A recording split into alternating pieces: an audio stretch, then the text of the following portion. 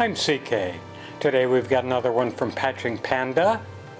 It's their Moon Phase filter and stereo imager. And I don't really do stereo in eurorack very often, but we'll figure out how to get two signals in to act like it's stereo, and that'll be kind of fun. We'll put it together, see how it sounds, and I hope you enjoy the video. Here's the bag from Patching Panda in Barcelona. Picked it up from thonk.co.uk, which, if you're a regular viewer, I buy most of my things. This is June, actually it says June there, but this says 4/6/25. Okay, so it's June 4th, 25. May have been when they released this, which is pretty neat, because it's July of 2025 right now.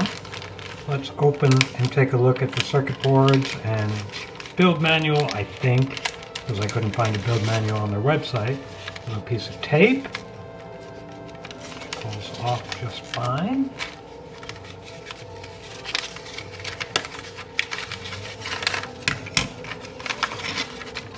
If important, please refer to Patching Panda. Okay. To find it, while I'm looking at other stuff, I'll tap back and see if I can find that. So the circuit board is what I thought it might be. It's all surface mount with just the jacks and LEDs and pots and power connector to put on the other side. One thing I am going to look at is the electrolytic surface mount parts. I have had some kits, probably two really in 4 years, where during shipping the electrolytics, because they stand up, get knocked off their pads. They're relatively easy to put back on, but I have to be aware of it. So we've got some 4017s, it's a counter. I'm trying to look at the part numbers. LM something, that's an op amp. It's an op amp. Another counter. Some of these I just can't read. And it looks like we may have a voltage regulator there. That doesn't make any sense. Well, we'll see what it might be. That pad, that looks like a heat sink. Oh, and it's got either a voltage regulator or a transistor, but I think that's probably a voltage regulator there. Oh, I see what they may have done. They may have planned for a bigger MOSFET type voltage regulator and went to the transistor style. I'm just speculating there. Do not hold me to that, because I could be completely wrong. Let's see what's in the bag. Power connector. A whole bunch of bits and pieces. We've got this, which is a cap, isn't it? I think so. A couple of those, couple of 3, 4 of those. There they go. Oh, there they go. There's 1, 2, 3. There's a fourth somewhere. That I'll find what. Oh, there it is. There's a fourth. Okay. Some white LEDs. But we'll see if they're actually white. They're clear. We'll take our LED buddy and we'll light it up. Oh, that's purple. Can you see that? Yeah, you can. Let me flip the polarity just to see if it's dual color based on polarity. No, it's not doing anything the other way. So that one's purple. I'm going to see if they're all purple. Yep, seems to be. Yeah, they're all purple. Okay, turn the LED buddy off so I don't run it out of battery. Where is that little... There it is. There's the 3-pinner. It is a LM...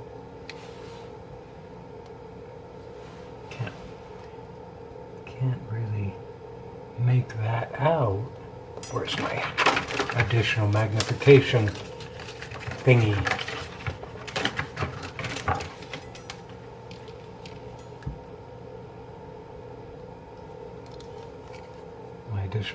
notification thingy is so dirty I can't actually read through it.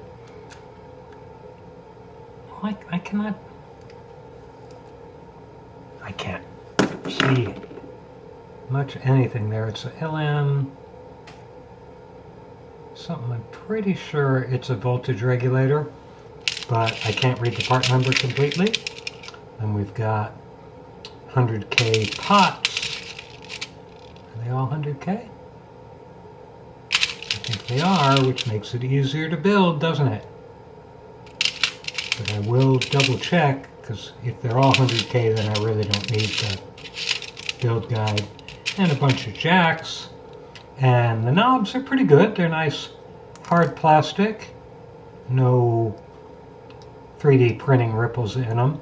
They don't have any indexing on them, so I will have to do that right. Here's the power connector pin header and some washers and whatnot. Oh, and a push button, which we will have to make sure we get on correctly. Let's make sure. Okay, so it's got a flat spot showing there, which is good, so you just match the flat spot and everything will be dandy. So let's look at the front panel to see what else we can discern and learn about this. So ST with a cursive F, maybe that's stereo phase, span, in left, in right, Q, which is typically resonance, and that's CV and stereo imager. So that's stereo frequency and CV frequency? I don't know for sure. We've got in left, out left. The Q, I'm sure that's a CV input, span CV input, imager, mode. I don't see a mode. Oh, I guess that push button does mode because it's got various. Oh, it's showing you how it's adjusting the waveforms for the stereo. In right, out right. So that looks pretty neat. Let's see what the copyright date on the board is, so I can actually be accurate, if there is one. It is, but there's a resistor over it. So it's 2020 something. I'm going to call it 2025. So that's it. Pretty straightforward. The only thing that we're going to have to be really careful about is here's the pots connectors, and as you can see, they're nestled in amongst a whole bunch of surface mount parts, so we'll have to be practice very good soldering iron tip discipline. So we'll get the soldering iron heated up and put this fella together. Let's dive into this and put it together. Again, since there are very few parts and all of them are similar, don't worry about having a build guide. Again, when all the capacitors are the same values, all the potentiometers are the same values, jacks don't have any particular whatsoever, and as we saw when I looked at the LEDs, they all appear to be the same color, so we don't really need to do much. So what I am going to do though is I'm going to do the power connector first, simply because it's the only one on the reverse side of the board, and it's not shrouded, so we don't have to think about a key or what direction the key goes, and we do have to worry about where the heck some solder is. Here's a little scrap. I use all my little scraps because if you go through as much solder as I do, collect all of it. So that's a little uneven. So I will push on it with my thumb, reheat that pad, and it settles right down. Now I'll do those other pins.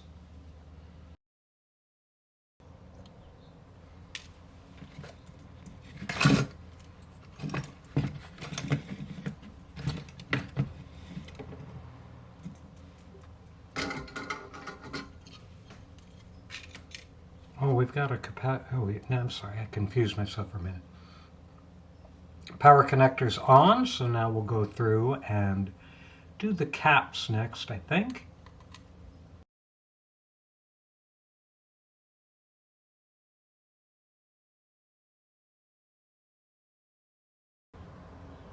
So next I'm going to set all the rest of the components in.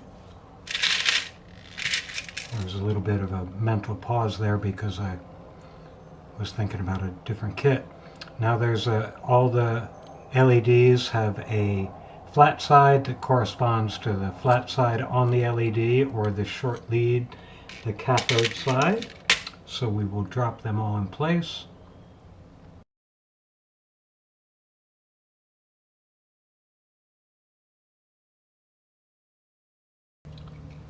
So all the pots are on, and it may, if it survived editing, I had to use my needle nose to straighten and adjust the pins quite a bit, but that's okay.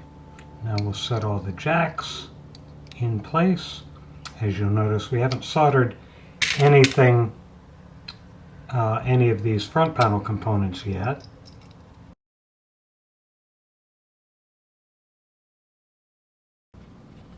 And all the components are in place. And let me settle them all down. Now we'll take the front panel.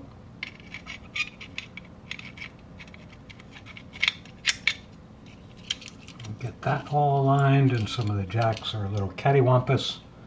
So let me get my pointy thing and straighten them out. There we go. Everything is looking good. Now I'm sure I could have put some of these washers behind, between the front panel and the pots, but I didn't feel like it. Now I'm going to take my little Wolfcraft clamp. I only mention the name every time. Oh, I do have to do it because if I don't put those washers on, it's kind of all flat. So we don't want to do that. I mean, it's at an angle, not flat. So if I do want to do that, these don't, that's not going to help us much.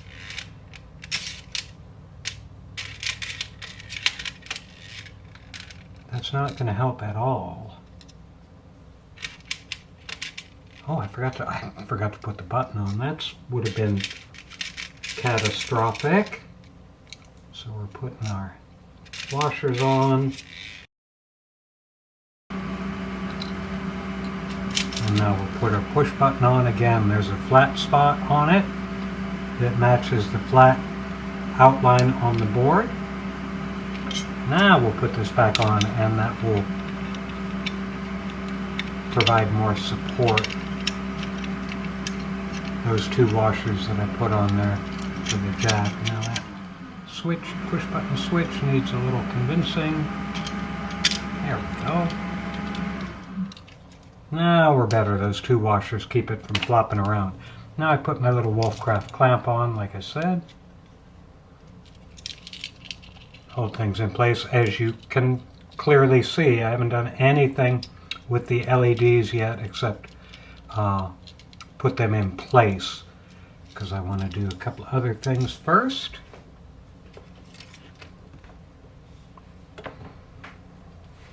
Because I don't want to keep that, let me get another piece of solder, different size, because I don't want to keep that clamp on there. I'm going to solder the ground lugs on this pot at the upper end, and solder this jack, the output right jack, solder its legs. Why is my solder all confused?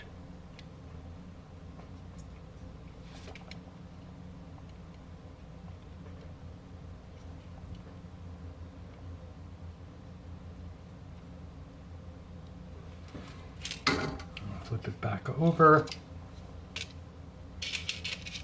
and put a panel nut here.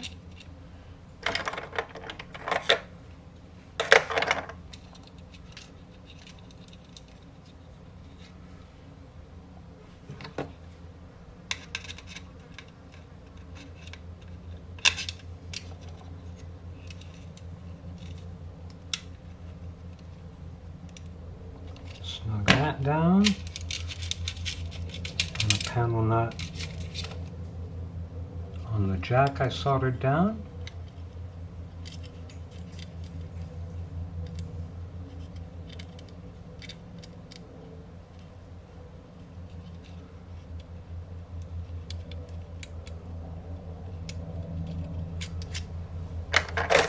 Snug that down.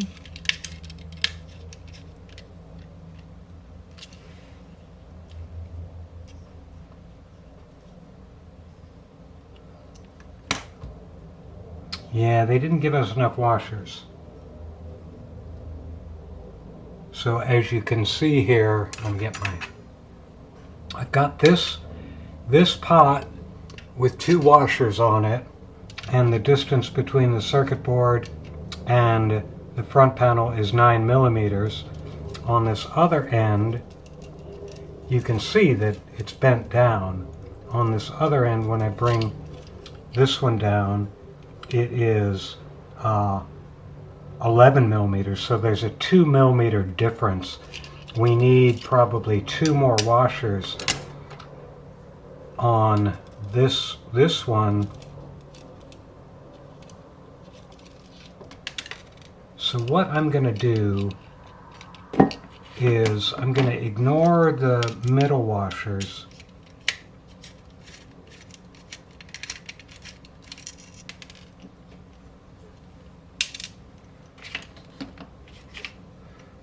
And I'm going to take,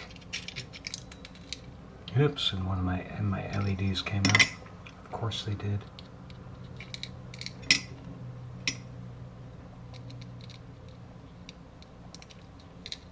I'm going to take 2 washers from these pots and put them on these top pots, and then drop the front panel back on again and see if that fixes that, or if we only need 3. Actually, we need another one.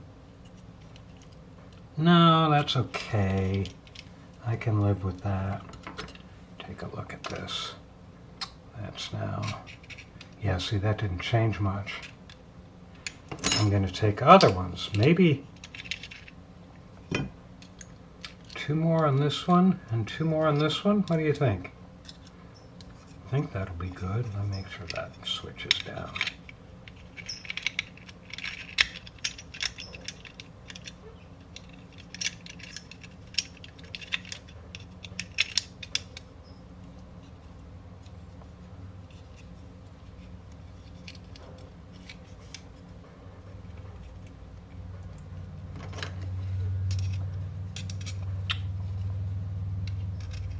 Okay, so now that's 11.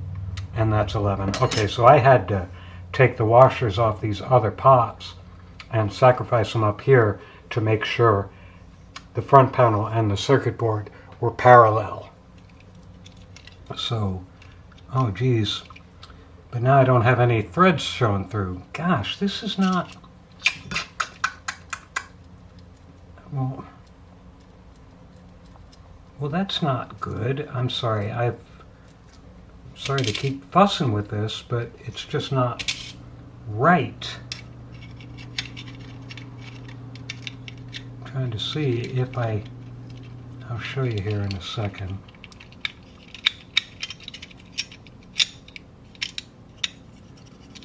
To have the front panel, let me put the jack panel nut on again.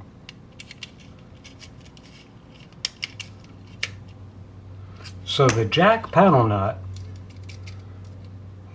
makes the distance between the front panel and the circuit board 10.2 millimeters. Now if I go 10.2 here, you'll see there are no threads available to put a panel nut on the pot.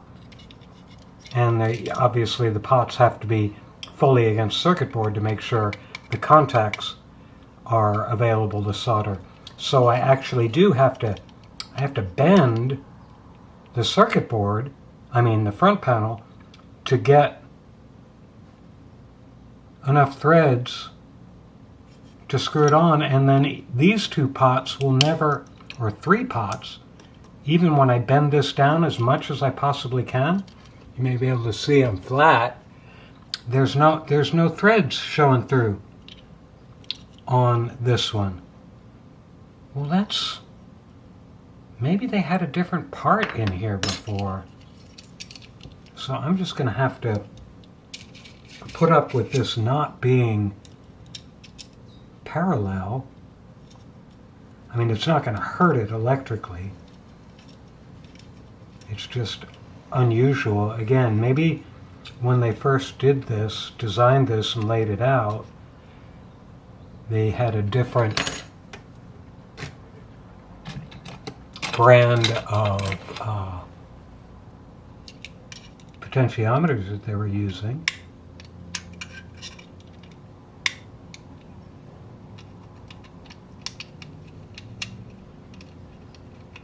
But for me to get enough thread to be secure, because again I've got about half a thread showing above the nut, which is barely legal. I couldn't do that on an airplane, for example. That just bends that way far in. Huh. And bends this. Now this is not a great design. But be that as it may, I'm going to go ahead and solder everything down.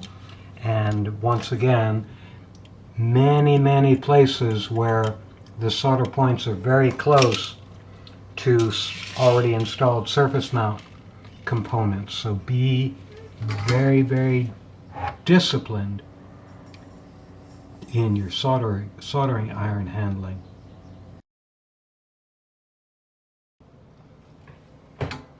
And so that'll be it. I'll do all those components then, and with the cameras off, because you don't need to see me do all those jacks and pots, and then we'll come back and talk about the LEDs.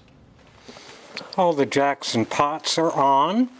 I did not do the center button yet because it's amid all these LED leads, so I'll wait on that for a second. But now we'll do the LEDs, and they all go through the front, and most of them are pretty snug, so you don't have to worry about them too much. But there are a couple that are a little loose, that's why I'm not flipping it over, even though now I am. Yep, they're all good. So we'll solder them.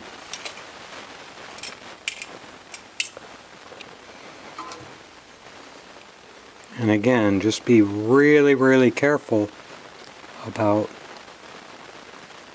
the neighboring surface mount parts, because you're very close.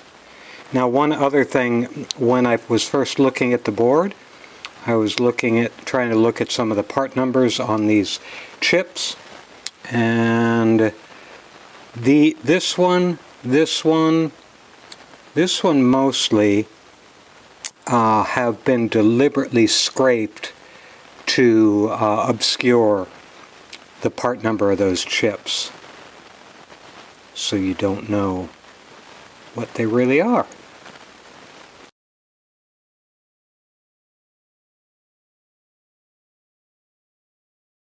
Now we're going to want to put this button on, but as you can see, we got to put some pressure on it so it is flat against the board. So I'll put a little piece of foam. That's foam that an IC came in on some other chip, and that makes everything stand up and flush to the board. Since there are so many connections buried among the surface mount parts, I'm going to go through and just double check to make sure I got everything. There's the next two, they're down here. And two more there. And all the jacks. And it looks like I got everything. Good. Now, I will put all the rest of it, but again, see, with just enough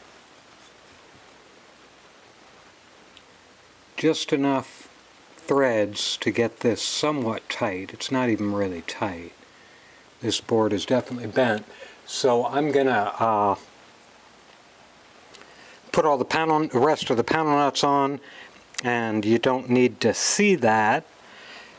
So I will turn the cameras off, but I will also go into still picture mode and take some pictures of this to send to Patching Panda. Dropping in to say I had a little email communication with the folks at Patching Panda, and the reason why the board is not parallel is because, different than almost every other module, they don't want you to put the pots flush on the circuit board. They want you to attach them to the front panel and then put them on kind of parallel with the jacks, so they're not flush, the pins are just going through the board. I'm not sure that's a great idea, but that's the way they want to do it. And unfortunately they don't say anything, they don't have a build guide as we saw, but now we know. So if you're going to make this and you want to make sure the front panel is parallel, mount the pots on the front panel before you put things together, then put the jacks on tight, and however much of the pins fit through the circuit board, that's what you're going to solder. Again, it's what happens with LEDs. You know, there's a lot of leg in LEDs between the circuit board and the front panel, but I rarely, if ever, see that with pots. So that's what the upshot is. It's not different pots or whatever, they designed it that way. So that solves that little mystery. Now we'll put the knobs on. We'll put these big knobs up here for stereo whatever. God, I didn't get that right. Didn't get that very well aimed at all, but I don't care. These, as you can tell, these are not indexed in any way, and there's no flat spot inside or a set screw or anything to guide you. So you're just gonna have to wing it like I am, and maybe you get it right, maybe they'll be a little offset, maybe you'll be more concerned about them being offset than I am. For me, if I have a general, since these are not precision, you know, you're not trying to hit 99.6 or something like that, I don't really care. It's just a general guide for where we are on the position of the potentiometer.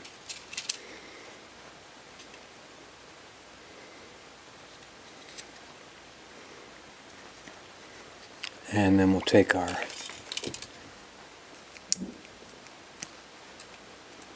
power cable, and you can see there's a very bold white stripe for where the negative 12-volt side is, which is the red stripe. So we can put that on correctly. And there she is, all done. Pretty quick build, except for fussing around with these heights a little bit. There's the front, the side, the back, the other side, the top, and the bottom. Now I'll get it in the rack, and I'll figure out how I can do have a stereo input here. I have an idea, but we'll see whether it works. Back in a bit. We're in the rack. I've got it turned on already because I had to set some wiring up. So first off, you'll notice that it's only drawing 36 milliamps, and that's pretty good. Let me turn it down for a second. That's really low power. Let me bring the scope up in editing, and you'll see the top line is, let me adjust that a little bit. The top line, one more click. Top line is coming out of my Bafaco Even VCO. That's the main wave we're going to be using. It's a sine wave. The second line, the magenta line, will be input number 2, and the bottom line, the cyan line, is the output. So now let's listen to it a little bit. This is basically with things nilled, and you can see it pretty much just matches. Now I'll start playing with stuff. Take span up. Look at the bottom waveform. It's really coloring up. Now we'll put in some resonance.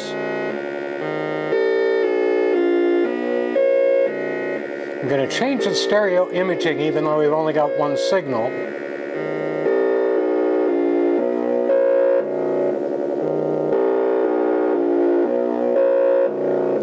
Change the CV offset a little bit.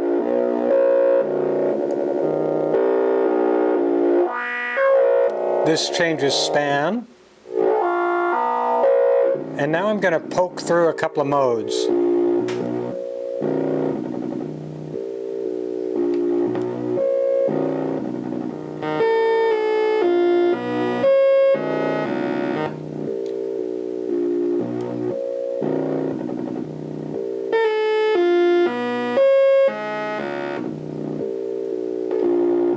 Taking resonance back out. Now I'm going to bring in a second wave. This will be a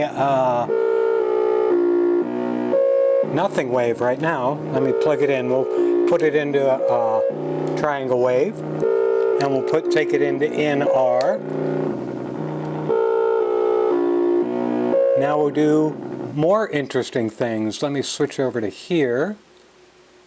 I don't know why it just, there we go. And I'm going to take the output from output right here.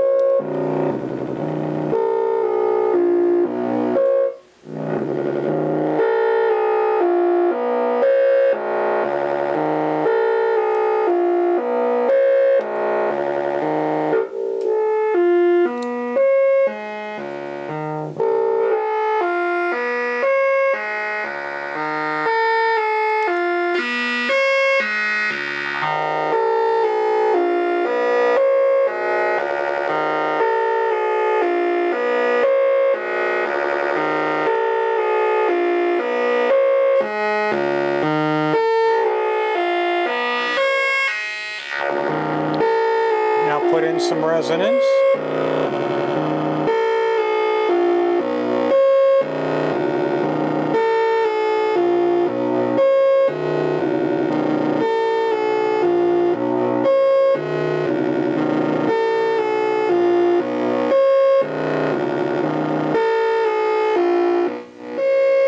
Switch mode again.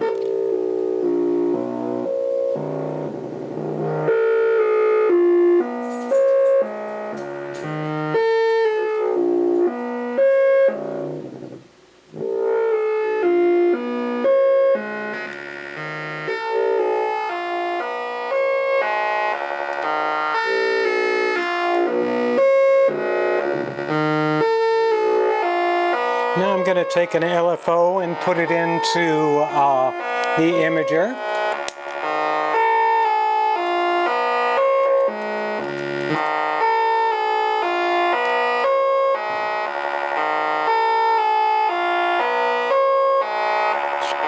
Going a little slow, let me speed that up.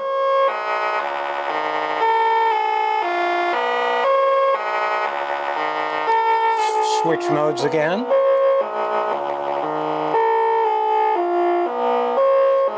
Now I'm going to take the LFO and put it in span.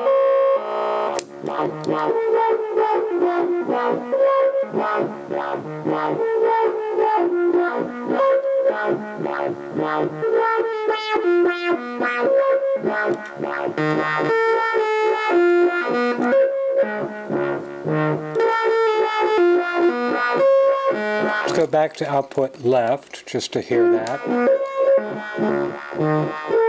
I'm going to take another LFO, and where is it? I'm going to put this into mode.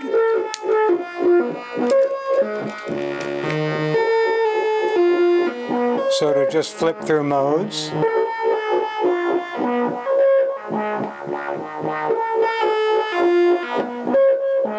I'm going to put this one back into resonance, into the Q factor.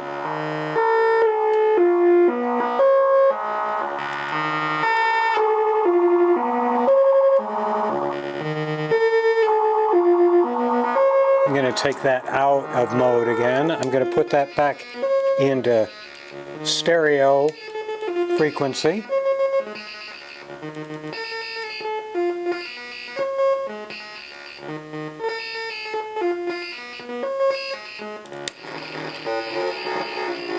That's very fast.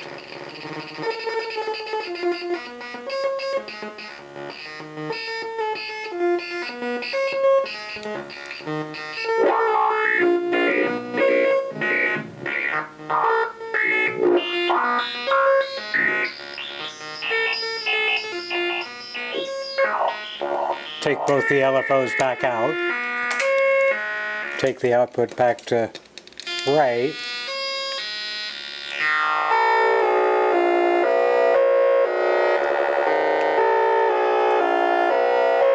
So we're just scratching the surface on this. As you can see, it's a very rich unit, lots of stuff to figure out and play with, and sounds really nice.